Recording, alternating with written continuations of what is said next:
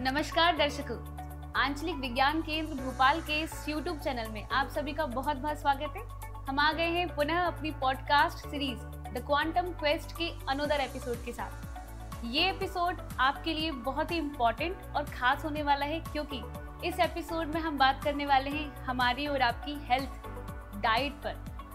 ये इस पॉडकास्ट में हम ऐसे कई सारे सवाल पूछेंगे जो हमारे स्वास्थ्य से रिलेटेड है, हेल्थ से रिलेटेड है। जो सवाल आपके मन में भी आते हैं और जो हमारे मन में भी आते हैं, क्या खाना चाहिए, कितना पानी पीना चाहिए, कितनी धूप लेनी चाहिए, इन सभी सवालों के जवाब आज हम इस पॉडकास्ट में पूछने का प्रयास करेंगे। लेकिन उससे पहले हमारे साथ आज स्टूडियो में मौजूद हैं मध्य प्रदेश की जानी मानी diet and nutritional expert and consultant Mrs Nidhi Shukla Pandey ma'am. आपका बहुत बहुत स्वागत है मैम हमारे चैनल में। तो बहुत सारी बातें करेंगे मैम से। अगर आपके मन में भी कुछ सवाल हो तो आप मुझे कमेंट सेक्शन में लिख सकते हैं, हम मैम से बाद में भी पूछ सकते हैं। तो सबसे पहले पहला प्रश्न मैम के बारे में है कि आप एक डाइटिशियन हैं, तो डाइटिशियन बनने का विचार आपके मन में कैसे आया और इसके लिए क्या क्या करियर ऑप्शंस हो सकते हैं जो यूथ अगर इसको परस्यू करे तो उसके लिए कुछ बेनिफिट हो। मेरा 11th एंड 12th जो था वो PCMB, क्योंकि मेरा गुजरात बोर्ड से है तो मैथ्स और बायो दोनों था।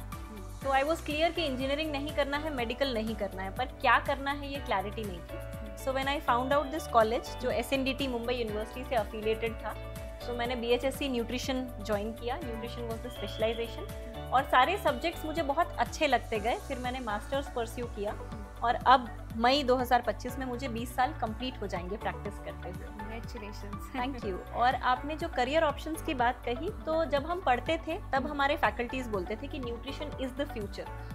तो चाहे आप फूड इंडस्ट्री में देखिए कि डिहाइड्रेटेड फूड प्रोडक्ट्स हैं, supplement market is on the boom, health issues, छोटे छोटे lifestyle disorders are on the boom. तो कोई भी ऐसा सिनेरियो, कोई भी फूड इंडस्ट्री या हेल्थ इंडस्ट्री ऐसी नहीं है जहाँ पे न्यूट्रिशनिस्ट का रोल ना हो। तो being a nutrition expert food processing में बहुत इंपॉर्टेंट है। Indian council of agricultural research है, उसमें न्यूट्रिशनिस्ट्स आर वेरी इंपॉर्टेंट। तो करियर अगर देखा जाए तो मेरे ख्याल से न्यूट्रिशन के फील्ड में मैक्सिमम करियर ऑप्शंस है in the current scenario. Okay, अब बात करते हैं सबसे कॉमन प्रॉब्लम हम सभी की लाइफ स्टाइल में, दिनचर्या में, जो फास्ट फूड जगह बनाता जा रहा है। हम सभी उससे दूर नहीं हो पा रहे हैं और क्विकली, क्योंकि वो जल्दी से मिल जाता है, 2 मिनट में मैगी बन जाती है, तो हम उसकी ओर ज़्यादा आकर्षित हो रहे हैं। लेकिन ये हमारी हेल्थ पे बैड इम्पैक्ट डाल रहा है, ओबेसिटी बढ़ा रहा है और स्वास्थ्य संबंधी बीमारियां हमें यंग एज में ही होती जा रही हैं। इससे कैसे बचा जाए और हेल्दी फ्रेश फूड की ओर कैसे बढ़ा जाए? फास्ट फूड की 3 खासियत होती है, high on fat, high on sugar या हाई ऑन सॉल्ट। तो जैसे ही आप उसको अपनी टंग पे रखते हैं आपको बड़ा हैप्पी फीलिंग होती है, क्योंकि वो आपके डेली डोजेज जितना सोडियम, शुगर या फैट रहता है एक सर्विंग में। तो अगर हमको फास्ट फूड से दूरी बनानी है तो पहले मील प्रिपरेशंस करनी है। अगर मुझे कल जल्दी निकलना है तो आज मेरी मील प्रिपरेशन होनी चाहिए।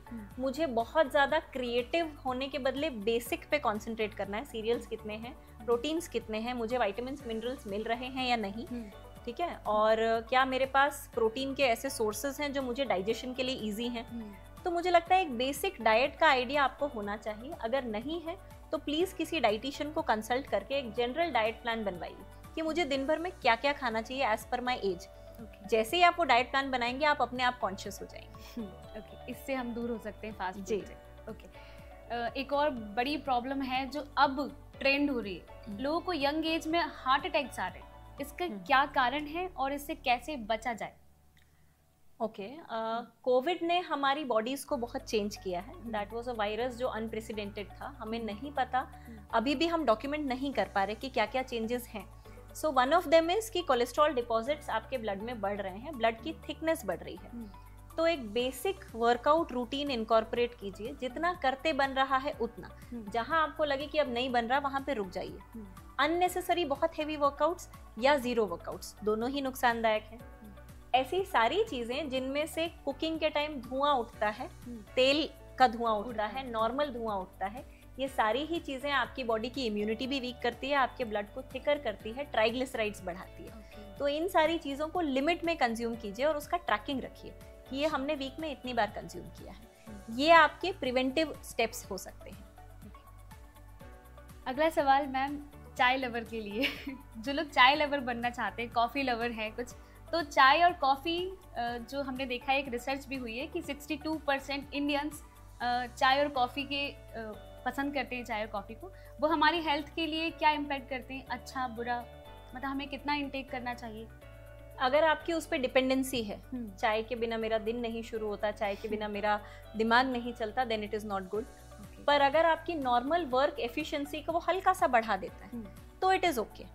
तो 2 कप पर डे यदि है विथ मीडियम और 0 शुगर तो वो अच्छा है, उससे ज़्यादा है तो वो एडिक्शन है, रुकिए।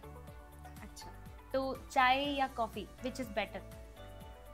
मुझे पर्सनली जो मेरे क्लाइंट्स को मैं रिकमेंड करती हूँ that is T in any form, क्योंकि कॉफ़ी आपकी आर्टेरियल वॉल्स को हार्डन करता है, इंटेस्टिनल लाइनिंग को कहीं ना कहीं डैमेज करता है लॉन्ग टर्म यूजेज, और इन केस ऑफ फीमेल्स आपको लो लेवल्स ऑफ आयरन की तरफ खींच के लेके जाता है। सो एंड वैसे भी चाय हो या कॉफ़ी हो, उसको संडे ब्रेक मिलना चाहिए। सो वो एक दिन आपके रूटीन में नहीं होना चाहिए। बिल्कुल। अगला सवाल है कि हम सभी को बोला जाता है पानी पियो, पानी पीते रहो, 1 लीटर 2 लीटर, धूप लो, इसका हमारी बॉडी से हमारी डाइट से क्या रिलेशन है? हाइड्रेशन बहुत बहुत इम्पॉर्टेंट है। 70% हमारी बॉडी में फ्लूइड्स हैं, सर्कुलेटिंग फ्लूइड्स हैं, तो इसीलिए पानी का इंटेक होना बहुत इम्पॉर्टेंट है। 100 ml पर kg बॉडी वेट के हिसाब से हम जाते हैं तो वो लॉजिकली बहुत सही है। अगर आपको याद नहीं आता पानी पीना तो आप अपने फ़ोन में रिमाइंडर्स लगा सकते हैं, छोटे से स्टिकी नोट्स लगा सकते हैं, उसमें तुलसी की पत्ती, पुदीने की पत्ती, हल्का सा नींबू डाल के, चिया सीड, सब्जा सीड, ऐसे ऑप्शंस जो पानी का टेस्ट और फ्लेवर बदल दें, बट उसका पीएच बहुत कम ना हो, यानी नॉन अल्कोहलिक बेस्ड जो भी चीज़ें हैं वो लेना is more advisable. Next is sunlight. तो ये बड़ा ही आश्चर्यजनक है कि India being a well lit country in terms of sunlight, Indians are majorly vitamin D deficient. तो ये हमारा नींद का शेड्यूल प्रॉपर नहीं है, हम सुबह उठते नहीं हैं, हमें बड़े आराम से एयर कंडीशन एनवायरनमेंट्स में रहना अच्छा लगता है, which is bad for health, which is bad for health, and we are not having good fats in proper amount. तो ये सारे कारण हैं जिसकी वजह से हमारा विटामिन डी कम हो रहा है, और vitamin D is the next pandemic हम ये कह सकते हैं, क्योंकि पूरी दुनिया विटामिन डी में डेफिशिएंट है। हमको एक्चुअली धूप में रोज बैठना ज़रूरी है, चाहे हमें पसंद आए या नहीं। ओके। सुबह की धूप, सुबह की जो माइल्ड धूप है वो, या 12 बजे, शाम की, इवनिंग की भी माइल्ड धूप है वो लें? एडवाइजेबल तो है मॉर्निंग सनलाइट, पर अगर आप किसी भी समय सनलाइट में बैठते हैं 20 मिनट्स, तो something is better than nothing. 20 minutes. So और हर समय अलग अलग रेज का अब्जॉर्प्शन होता है बॉडी। बिल्कुल। तो जिस भी टाइम आप 20 मिनट्स निकाल सकते हैं, सनलाइट आपके बैक ऑफ द नेक में आए यदि, तो वो सबसे सही तरीका है। अब आप बैक साइड करके जी, सन को फेस ना करो, सन को फेस मत कीजिए जिससे आपको प्रॉब्लम ना हो, बैक ऑफ द नेक में है तो अब्जॉर्प्शन एनहांस्ड रहेगा। ये तो हमारे विजिटर बिल्कुल कर सकते हैं, दर्शक। चलिए अगला सवाल है, एक ऐसी हैबिट, एक ऐसी एडवाइस जो आप हमारे दर्शकों को दें, जो आपको लगता है कि सभी को अपनी डेली लाइफ में ज़रूर फॉलो करना चाहिए, एटलीस्ट ये तो सभी को फॉलो करना चाहिए। खाना खाते टाइम फ़ोन और टीवी बंद रखिए और रात में मॉडेम का स्विच बंद कीजिए। ये बहुत बेसिक है पर it goes a long way. हमारे आसपास इलेक्ट्रोमैग्नेटिक फील्ड्स जो हैं ये भी हमको कहीं ना कहीं नुकसान पहुंचा रही है, और बच्चों को बहुत ज़्यादा नुकसान पहुंचा रही है। तो no screen while having food, एक बार भी इसको इम्प्लीमेंट कर लिया दिन में तो it would go a long way. बिल्कुल, बहुत अच्छी एडवाइस दी है मैम ने। लास्ट प्रश्न जो मेरा है वो, ma'am regional science centre Bhopal visit कर चुकी हैं और हमसे कई सालों से जुड़ी भी हैं, तो साइंस सेंटर विजिटर्स के लिए, हमारे दर्शकों के लिए कितना इम्पैक्टफुल हो सकता है, उसके बारे में आप क्या बोलेंगे? बहुत ज़्यादा इम्पैक्टफुल हो सकता है। मैं अपने बेटे को लेके आना स्टार्ट किया था मैंने 2011 में, तो मुझे एग्जिबिट्स दिखाना और उसके थ्रू मतलब वो पढ़ना, तब तो उसको समझ में भी नहीं आता था, पर उसको ये पता था कि ये बहुत अच्छी जगह है, यहाँ जाके मुझे कोई भी चीज़ छूने की परमिशन है, वो बटन दबाने से ऐसा होता है। फिर धीरे धीरे ही स्टार्टेड अंडरस्टैंडिंग क्यों होता है।